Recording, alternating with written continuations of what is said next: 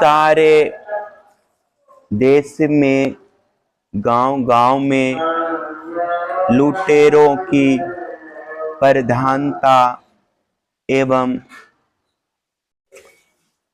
प्रचुरता हो जाती है। पाखंडी लोग अपने नए-नए मत चलाकर मनमाने ढंग से वेदों का तात्पर्य निकालने लगते हैं और इस प्रकार उन्हें कलंकित करते हैं। राजा कहलाने वाले लोग प्रजा की सारी कमाई हड़प कर उन्हें जूसने लगते हैं।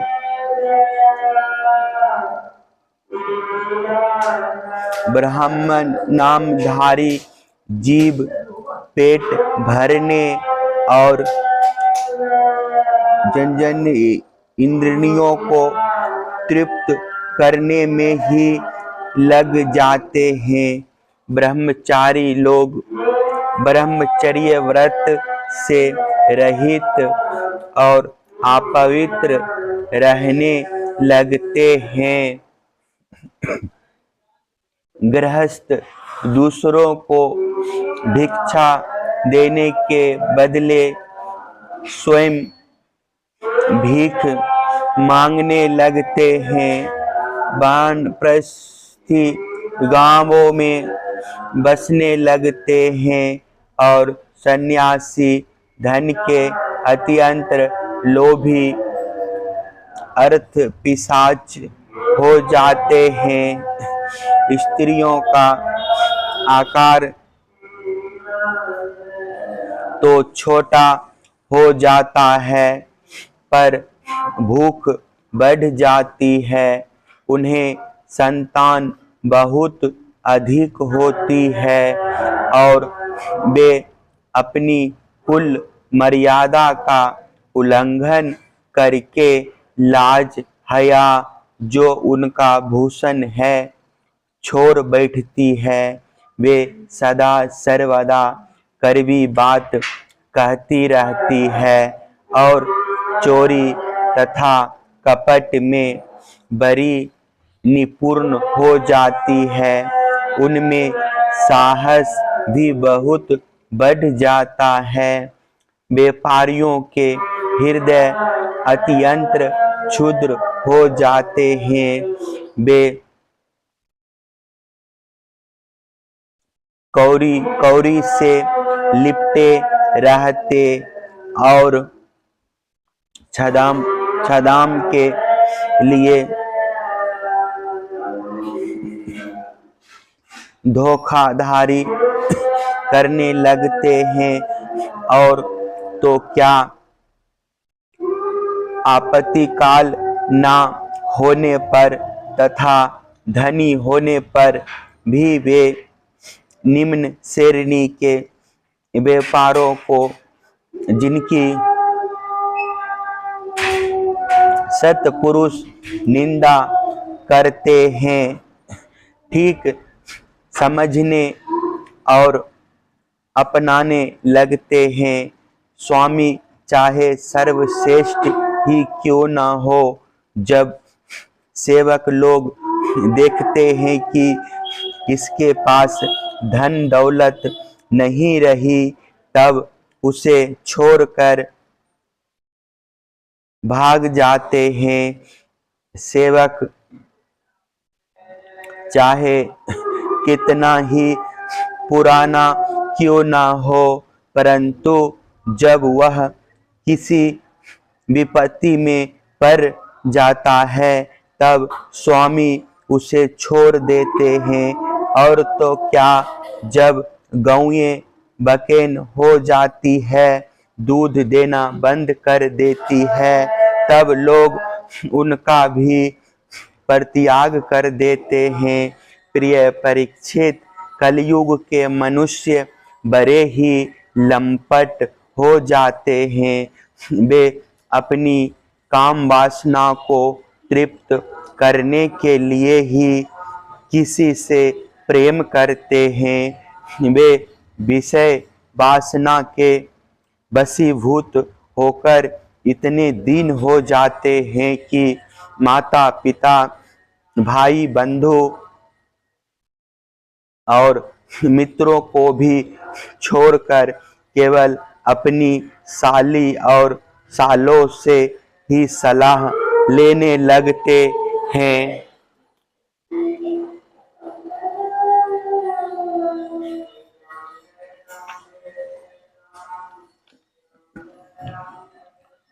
शूद्र तपस्वियों का भेष बनाकर अपना पेट भरते और दान लेने लगते हैं। जिन्हें धर्म का रत्ती भर भी ज्ञान नहीं है, वे ऊंचे सिंहासन पर विराजमान होकर धर्म का उपदेश करने लगते हैं। प्रिय परीक्षित, कलयुग की प्रजा सूखा पड़ने के कारण अत्यंत भयभीत और आतुर हो जाती है। एक तो दुर्भिक्ष और दूसरे शासकों की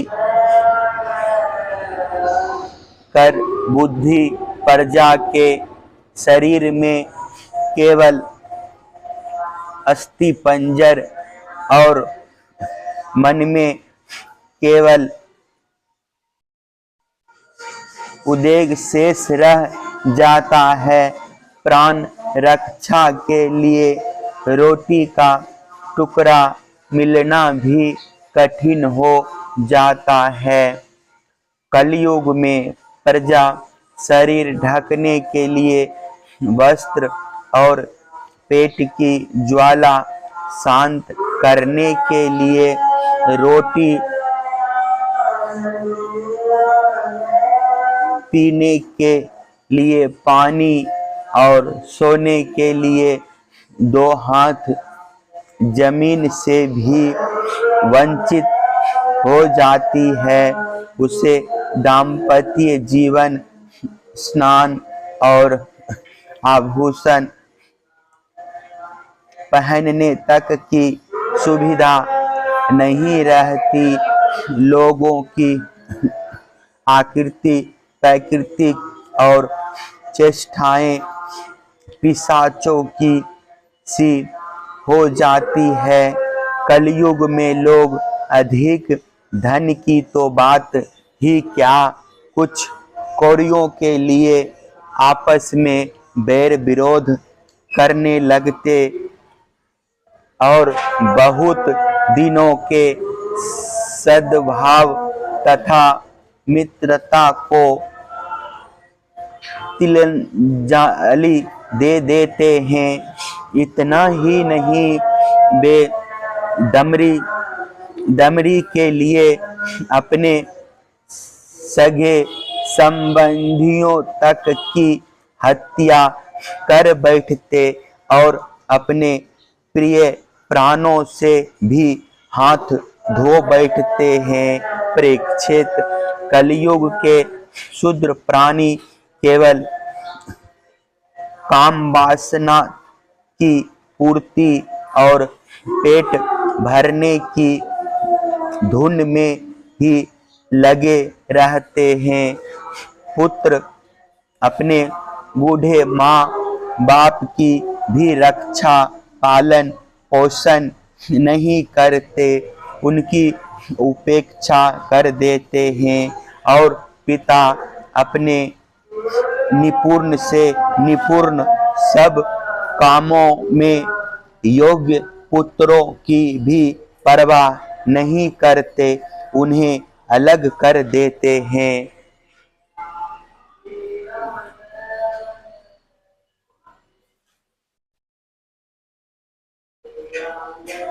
परीक्षित, श्री भगवान ही चराचर जगत के परम पिता हैं, परम गुरु हैं।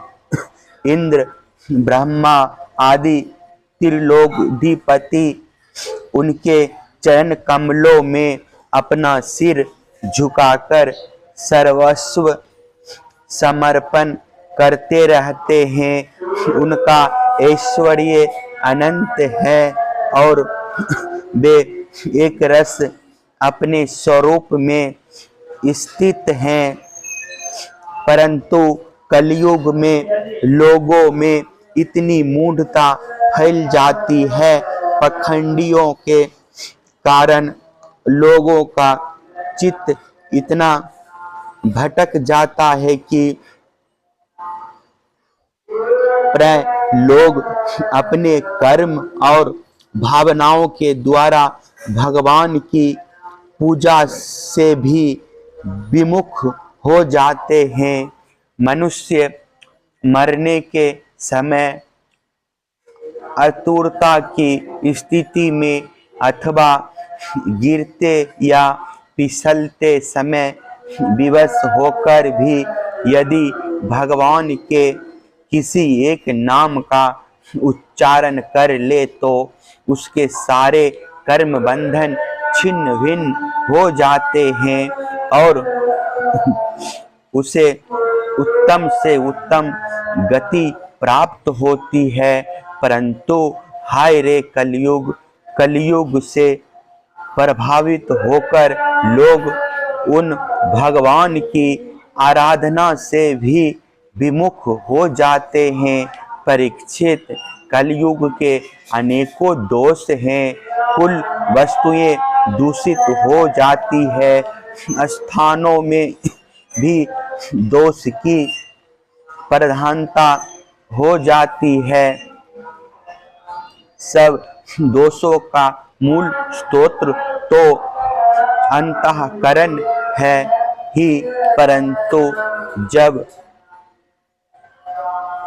पुरुषोत्तम भगवान हृदय में आ विराजते हैं तब उनकी सन्निधि मात्र से ही सब के सब दोष नष्ट हो जाते हैं। भगवान के रूप, गुण, लीला, धाम और नाम के श्रवण, संकीर्तन, ध्यान, पूजन और आदर से वे मनुष्य के हृदय में आकर विराजमान हो जाते हैं और एक दो जन्म के पापों की तो बात ही क्या, हजारों जन्मों के पाप के ढेर भी क्षण भर में भस्म कर देते हैं। जैसे सोने के साथ संयुक्त होकर अग्नि उसके धातु संबंधी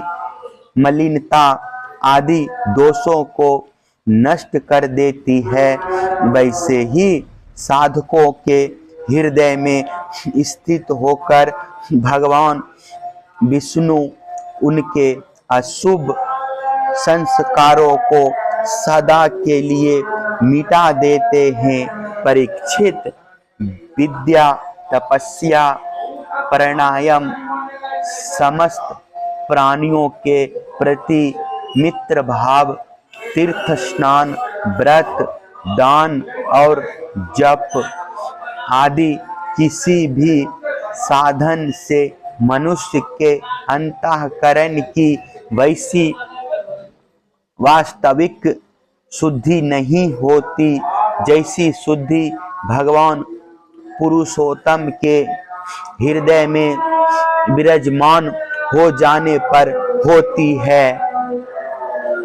परीक्षित, अब तुम्हारी मृत्यु का समय निकट आ गया है। अब सावधान हो जाओ, पूरी शक्ति से और अंतःकरण की सारी वृत्तियों से भगवान श्री कृष्ण को अपने हृदय सिंहासन पर बैठा लो।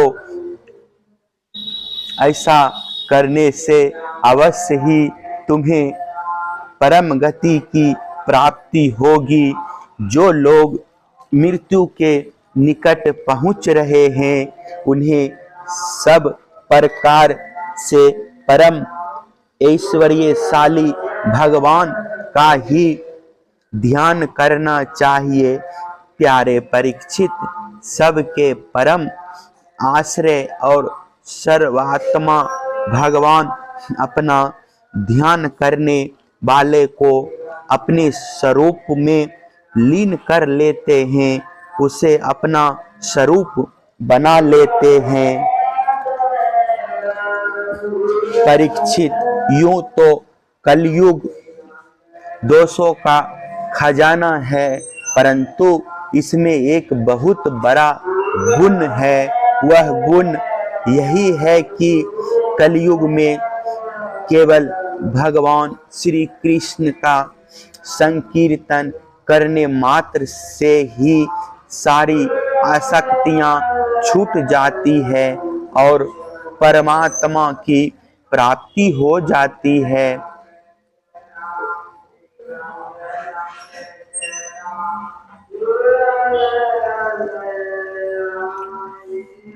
सत्ययुग में भगवान का ध्यान करने से त्रेता में बड़े बड़े यज्ञों के द्वारा उनकी आराधना करने से और द्वापर में विधि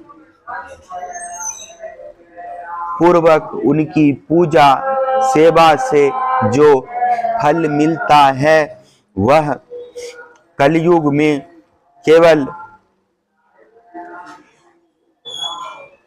भगवान नाम का कीर्तन करने से ही प्राप्त हो जाता है।